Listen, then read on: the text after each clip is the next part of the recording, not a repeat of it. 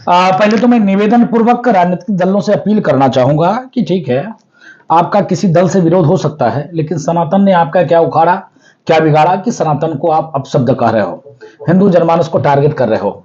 दुख इस बात की है कि जिस प्रकार से आपको विपक्ष की भूमिका निभानी चाहिए वो तो निभा नहीं पा रहे हो, और आप सनातन को गाली दे रहे हो, सनातन को खत्म करने की बात कर रहे हो। आप ये कहते हो सनातन डेंगू है, मलेरिया है, एड्स है, कोरोना है, टाइफाइड है, सनातन को मिटा देना चाहिए, सनातनी को खत्म कर देना चाहिए। सनातनी कब तक बर्दाश्त करेगा? कब तक सनातनी सनातन का अपमान सहेगा? अब हिंदुस्तान की जनता सनातन का अपमान नहीं सहेगा, अब आपको जवाब देगा। नंबर एक।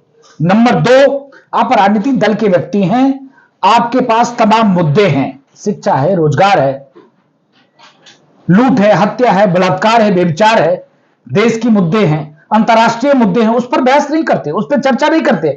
आसान सा मिल गया क्या? तो रामचरितमानस को फाड़ देना चाहिए, रामचरितमानस को जला देना चाहिए, रामचरितमानस को प्रतिबंध कर देना चाहिए, सनातन को खत्म करके मानेंगे, सनातन डेंगू है, ये नहीं चलेगा।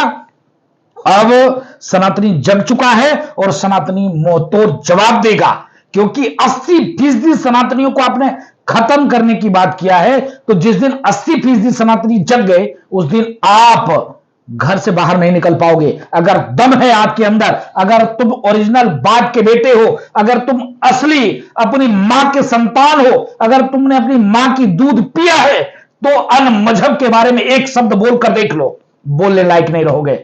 डेनमार्क में कार्टून बनता है, 9 की 9 पत्रकारों की हत्या हो जाती है।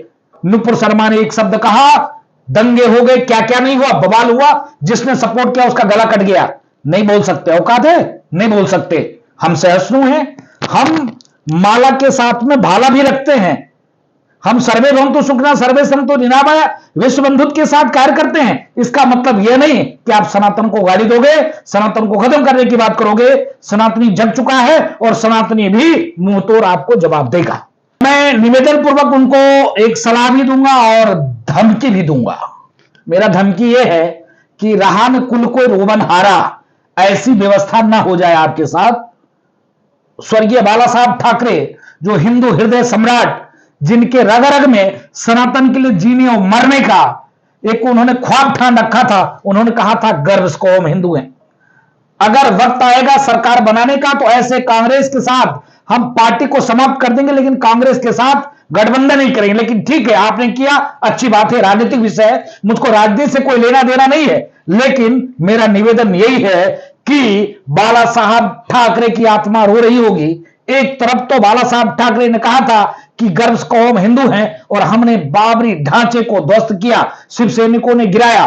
गर्व से कहो कि हमने बाबरी ढांचे को ध्वस्त किया, उसमें कोई दिक्कत नहीं है। लेकिन अयोध्या आप आए थे, अयोध्या आपने राम जन्मभूमि मत्था भी टेका था, और आप ऐसा कह रहे हो कि अयोध्या में राम भक्तों को बुलाने के बाद संघ और बीजेपी वहां से वापस आने के बाद दंगे करवाएगी।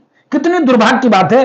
तो यह घटना चरितार्थ है। हमारे पूर्वजों ने कहा था, जैसा पियोगे पानी वैसा होगा बानी, जैसा खाओगे अन्न वैसा होगा मन। घमंडिया गठबंधन का जब आप अन्न खा रहे हो तो स्वाभाविक है मन आपका वैसा है, और डीएमके जैसे नेताओं का पानी पी रहे हो, इसके नाते तुम भी अब जहर उगलने लग गए। दुर्भाग्य की बात है। अभी भी आप सुधर जाओ, नहीं तो आपके यहां से पार्टी चली गई हाथ से, आपके पार्टी फंड चली गई, आपके हाथ से निशान चले गए, आपके हाथ से आपके जो पक्के शिव सैनिक थे, राम भक्त थे, वो भी आपके साथ छोड़ दिया। तो ये भी वक्त ना आ जाए कि आपके साथ एक भी व्यक्ति ना रहे, ऐसा काम मत करिए। देखिए, मैं निवेदन पूर्वक कहना चाहूंगा, सभी सनातनियों से अपील करूंगा, जो भी सनातन का विरोध करे, जो भी सनातन को अपमान करे, जो भी यह कहे कि सनातन को हम खत्म कर देंगे और खत्म कर देने वाला का साथ दे, उसको किसी भी मंदिर में, किसी भी धार्मिक जगह पर प्रवेश नहीं होना चाहिए, उसका स्वागत ठीक से होना चाहिए। उद्धव ठाकरे ही नहीं, जो भी सनातन के अपमान करने वाले हैं, उनको अयोध्या में घुसने नहीं दिया जाएगा। यह अपील है सनातनियों से। जिस प्रकार से पालघर में आप लोगों ने देखा होगा कि साधु की निर्मम हत्या हुई, उस हत्या के बाद हम लोग अमरण अनशन पे बैठे थे, और शिवसेना जो यहां मुंबई की सरकार थी, उसने महाराष्ट्र की सरकार ने ध्यान नहीं दिया।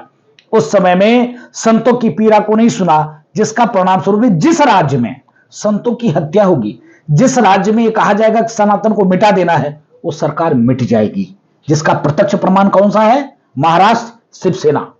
आप समझ सकते हो, जिसका जन्म सनातन के लिए हुआ और जिसने सनातनियों के मरने पर तालियां बजाई, साधु संतों के मरने पर तालियां बजाई, खुशी मनाई, आज खत्म हो गया ना। पार्टी चली गई, आज निशान चले गए, पार्टी फंड चली गई, आज उनके लोग उनके साथ हट गए, जैसा करनी वैसा भरनी।